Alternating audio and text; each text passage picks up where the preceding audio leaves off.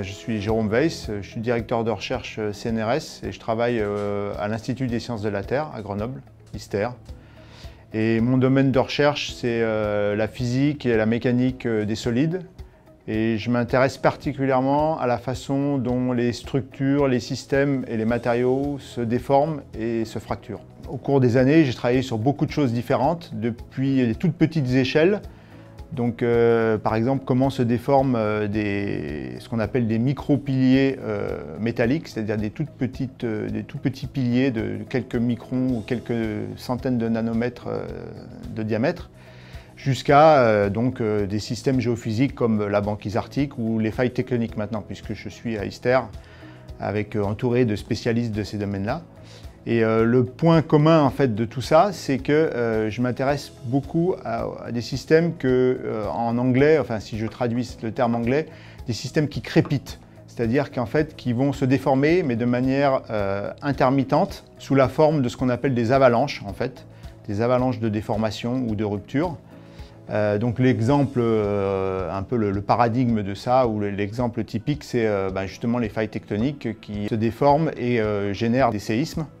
Et en fait, ce qui est intéressant, c'est de se rendre compte que quand on va justement déformer par exemple un micro-pilier d'aluminium sous le microscope, en fait, les caractéristiques de la déformation, la façon dont il se déforme, eh bien, il y a énormément de points communs avec ce qui se passe pour le cas des failles tectoniques. Et moi, ce qui m'intéresse, c'est d'essayer de comprendre pourquoi il y a tous ces points communs entre toutes ces choses qui paraissent comme ça à première vue si différentes.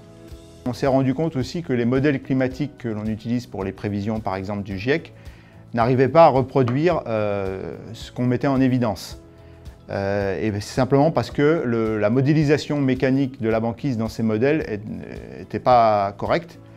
Donc on a beaucoup travaillé sur ce qu'on appelle la rhéologie des glaces de mer, c'est-à-dire un modèle mécanique permettant d'expliquer les observations. Ce qui, moi, m'intéresse et me motive, c'est de travailler avec des jeunes chercheurs, qui sont au départ étudiants en thèse ou ensuite jeunes chercheurs. Ça, c'est quelque chose d'extrêmement motivant.